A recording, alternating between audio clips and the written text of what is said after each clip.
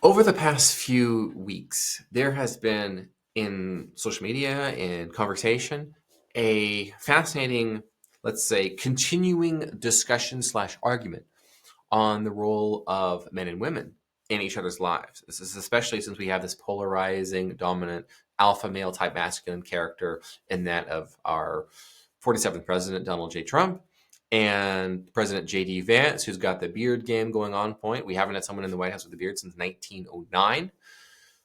Good stuff, for obvious reasons. And anytime you have a polarizing force, there's a repelling happening and there's an anti-position that's happening. And I want to draw your attention to the lesson that is in this. Whatever it is that you are, you will attract to you its opposite. Think about this.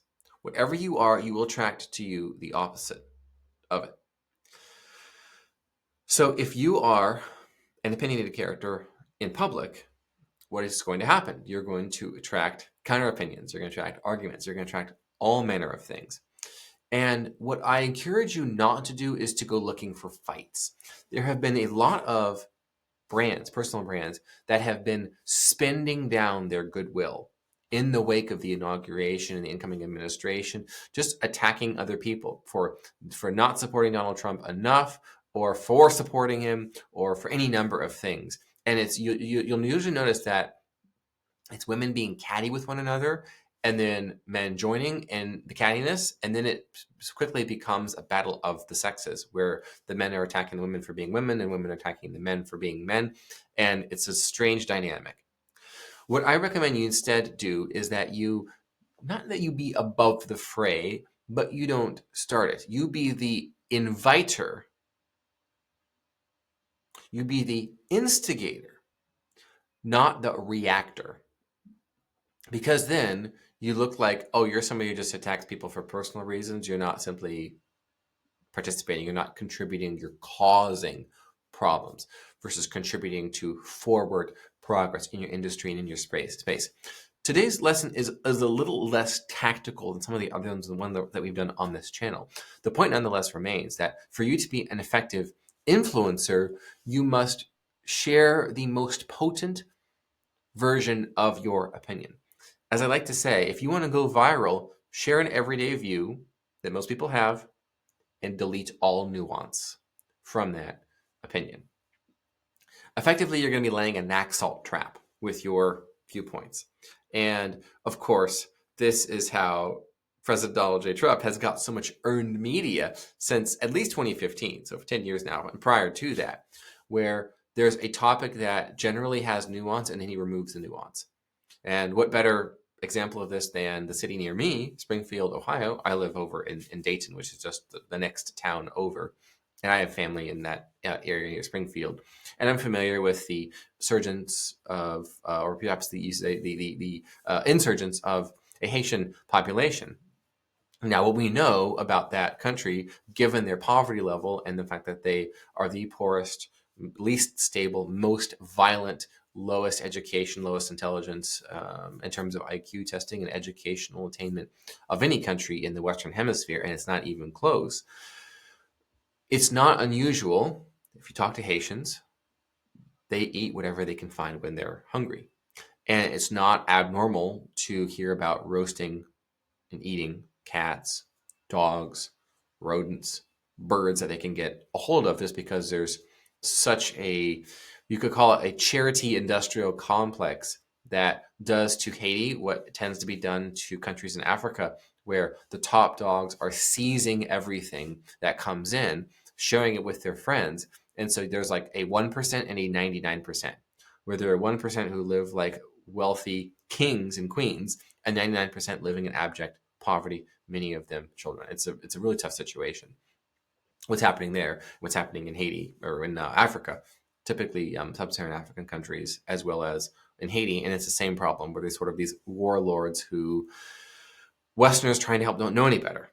So when Trump says they're eating cats, they're eating the dogs, they're eating the pets of the people that live there, I have seen the reports of that actually happening in Springfield. The police reports prior to the story going viral, prior to that particular debate between Trump and Kamala Harris, now our ex-vice president. So to share on that view would require immense nuance like I've given you the past couple of minutes.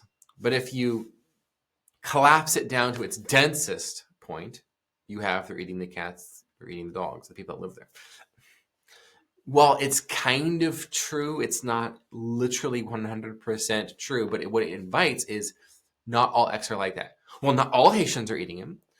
Well, look, there's a Haitian restaurant and I don't see cats on the menu. There's chicken and there's rice and there's cabbage and it's good. Look how good it is. Here's me eating all the Haitian food in Springfield and it's normal and it's real. You racist. What happens? People hyperventilate inside of that NAXALT trap. And you see Trump doing that, the same thing, again, calling Canada the 51st state. And every single Canadian politician has to come forward and say, we will never be 51st state. You saw Doug Ford wearing Canada's not for sale hat in the same typeface as Make America Great Again. That is the NAXALT trap. Now the point of the nuance is something like the United States wants a better, more equitable relationship with the Canadian economy, the Canadian government that we've had in the past. But if you collapse that down to the 51st state, they just go crazy. Same thing with if you talk about the conditions of poverty within the society of Haiti, that Haitians don't become Ohioans when you move Haitians to Ohio. That's the nuance that's being communicated. But if you collapse it down to its densest, most NAXALT trap version of it, they're eating the cats or eating the dogs. I would like you to eat the cats and eat the dogs of your industry. That is, what is the collapsing of a complex topic into 2 sentences? That is the takeaway I'd like you to learn from today. What will happen then is you will have people start slinging mud at you. People start getting catty at you.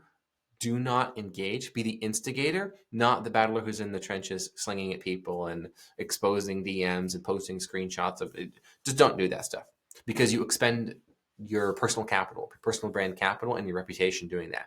Let your enemies do that. I like to say that bad reviews from bad people are good reviews.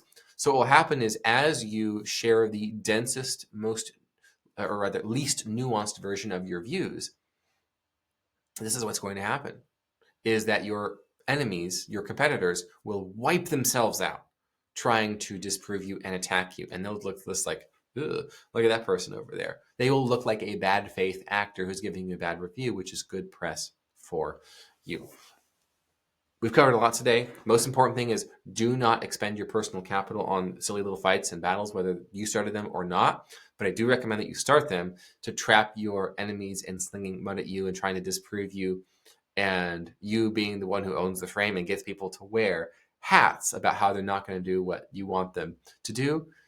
But what they think you want them to do is a low resolution, hyper dense, nuance-free version of the topic.